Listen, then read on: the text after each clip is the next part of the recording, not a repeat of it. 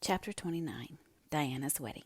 If you are enjoying this audiobook, please take a moment to like and subscribe so I can continue to make content just like this. After all, the only real roses are the pink ones, said Anne as she tied white ribbon around Diana's bouquet in the westward-looking gable at Orchard Slope. They are the flowers of love and faith. Diana was standing nervously in the middle of the room, arrayed in her bridal white, her black curls frosted over with the film of her wedding veil. Anne had draped that veil in accordance with the sentimental compact of years before. "It's all pretty much as I used to imagine it long ago, when I wept over your inevitable marriage and our consequent parting," she laughed. "You are the bride of my dreams, Diana, with the lovely misty veil, and I am your bridesmaid. But alas, I haven't the puffed sleeves, though these short lace ones are even prettier. Neither is my heart wholly breaking, nor do I exactly hate Fred." "We are not really parting, Anne," protested Diana. "I'm not going far away. We'll love each other just as much as ever. We've always kept that oath of friendship we swore long ago, haven't we?" "Yes, we've kept it faithfully. We've had a beautiful friendship, Diana. We've never marred it by one quarrel or coolness or unkind word. And I hope it will always be so. But things can't be quite the same after this. You'll have other interests. I'll just be on the outside. But such is life, as Mrs. Rachel says.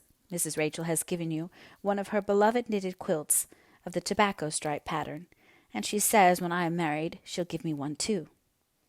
The mean thing about your getting married is that I won't be able to be your bridesmaid," lamented Diana. "I'm to be Phil's bridesmaid next June when she marries Mr. Blake, and then I must stop, for you know the proverb, 3 times a bridesmaid, never a bride," said Anne, peeping through the window over the pink and snow of the blossoming orchard beneath. "Here comes the minister, Diana." "Oh, Anne," gasped Diana, suddenly turning very pale and beginning to tremble. "Oh, Anne, I'm so nervous. I can't go through with it. And I know I'm going to faint." "If you do, I'll drag you down to the rainwater hogshed and drop you in," said Anne unsympathetically. "Cheer up, dearest. Getting married can't be so very terrible when so many people survive the ceremony. See how cool and composed I am, and take courage. Wait till your turn comes, Miss Anne. Oh, Anne, I hear Father coming upstairs. Give me my bouquet. Is my veil right? Am I very pale?" "You look just lovely. Di, darling, kiss me goodbye for the last time. Diana Barry will never kiss me again." "Diana Wright will, though." "There, Mother's calling. Come." Following the simple, old-fashioned way in vogue then, Anne went down to the parlor on Gilbert's arm. They met at the top of the stairs for the first time since they had left Kingsport, for Gilbert had arrived only that day. Gilbert shook hands courteously. He was looking very well, though, as Anne instantly noted, rather thin. He was not pale. There was a flush on his cheek that had burned into it as Anne came along the hall towards him, in her soft white dress with lilies of the valley and the shining masses of her hair. As they entered the crowded parlor together, a little murmur of admiration ran round the room. "What a fine-looking pair they are," whispered the impressible Mrs. Rachel to Marilla. Fred ambled in alone, with a very red face, and then Diana swept in on her father's arm. She did not faint, and nothing untoward occurred to interrupt the ceremony. Feasting and merrymaking followed. Then, as the evening waned, Fred and Diana drove away through the moonlight to their new home, and Gilbert walked with Anne to Green Gables. Something of their old comradeship had returned during the informal mirth of the evening. Oh, it was nice to be walking over that well-known road with Gilbert again.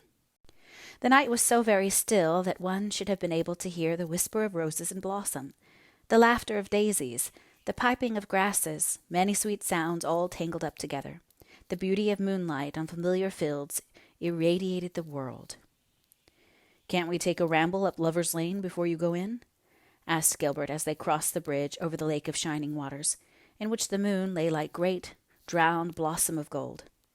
Anne assented readily.